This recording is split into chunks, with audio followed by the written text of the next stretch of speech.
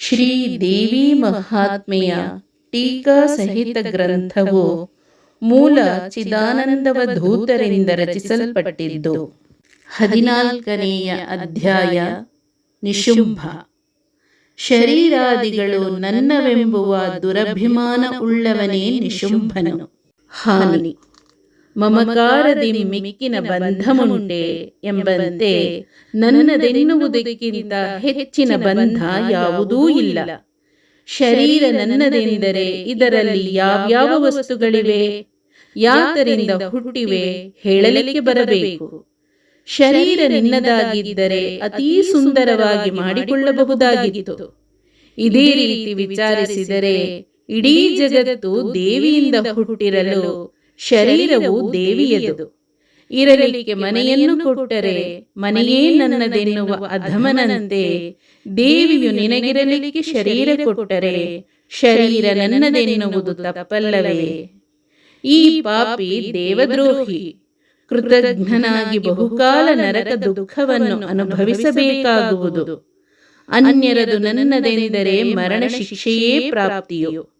ನಿನಗೆ ಕಾಣುವ ಪಂಚಭೂತಾತ್ಮಕ ಶರೀರ ನನ್ನದೆಂದರೆ ಹಂದಿ, ನಾಯಿ ಮೊದಲಾದವುಗಳು, ರಕ್ತ ಮಾಂಸಾದಿಗಳು, ಮಲ ಮೂತ್ರಾದಿಗಳೆಲ್ಲವೂ ನನ್ನವೆನ್ನಬೇಕಾಗುವುದು. ಇದರಿಂದ ನಿನಗೆ ಹಾನಿಯು. ವಿಚಾರ ಮೊದಲನೆಯದು, ಯಾವ ವಸ್ತು ನಿನ್ನಲ್ಲಿಯೇ ಹುಟ್ಟಿ ನಿನ್ನನ್ನಗಲದೆ ನಿನ್ನಲ್ಲಿಯೇ ಲಯಿಸುವುದೋ ಅದರ ಮೇಲೆ ಅನ್ಯರ ಅಧಿಕಾರ ಯಾವುದೂ ಇಲ್ಲವೋ ಅಂಥ ವಸ್ತು ನಿನ್ನದೆನಿಸುವುದು. ಇದನ್ನು ವಿಚಾರಿಸಲು ನಿನ್ನದೆನ್ನುವ ವಸ್ತು ಜಗತ್ತಿನಲ್ಲಿ ಯಾವುದೂ ಇಲ್ಲ. ಸ್ಥೂಲ ಶರೀರವು ಅನ್ನ ನೀರುಗಳ ಅಥವಾ ತಂದೆ ತಾಯಿಗಳ ರೇತೋ ರಕ್ತದ ರೂಪಾಂತರವು ನಿನ್ನದಲ್ಲ. ಕಡೆಗೆ ಪ್ರಾಣವಾಯುವು ಹೋಗಲಾಗಿ ಶರೀರವು ನಾಯಿ, ನರಿ, ನೊಣ, ಕಾಗೆ, ಹದ್ದು, ಗೆದ್ದಲುಗಳಳ್ಳಿಯಾಗಿ ಇಲ್ಲವೇ ಮಣ್ಣು ಪಾಲಾಗುವುದು.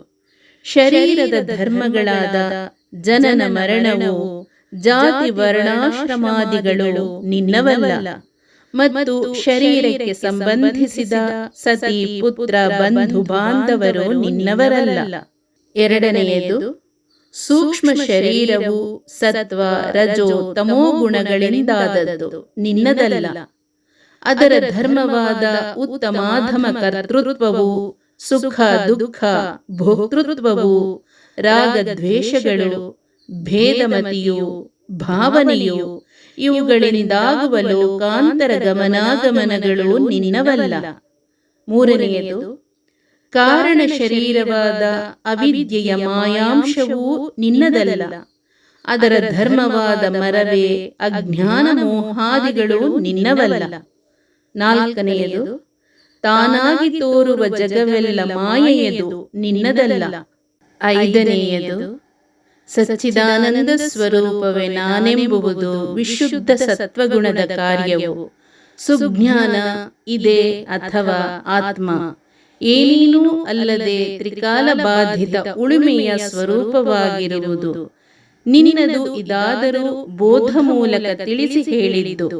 ಆದ ಕಾರಣ ಭ್ರಾಂತಿಯಿಂದ ತೋರುವ ನನ್ನದೆನ್ನುವುದನ್ನು ಬಿಟ್ಟು ಸ್ಥೂಲಾದಿ ಶರೀರಗಳು ದೇವಿ ಎಂದು ಸುಖವಾಗಿರು.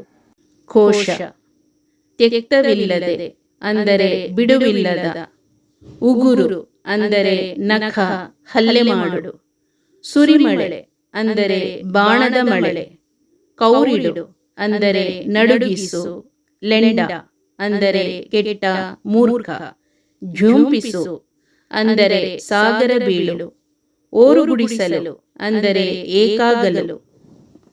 ಯಾ ದೇವಿ ಸರ್ವಭೂತೇಷು ಮಾತೃರೂಪೇಣ ಸಂಸ್ಥಿತಾ ನಮಸ್ತಸ್ತೈ ನಮಸ್ತಸ್ತೈ ನಮಸ್ತಸ್ತೈ ನಮೋ ನಮಃ.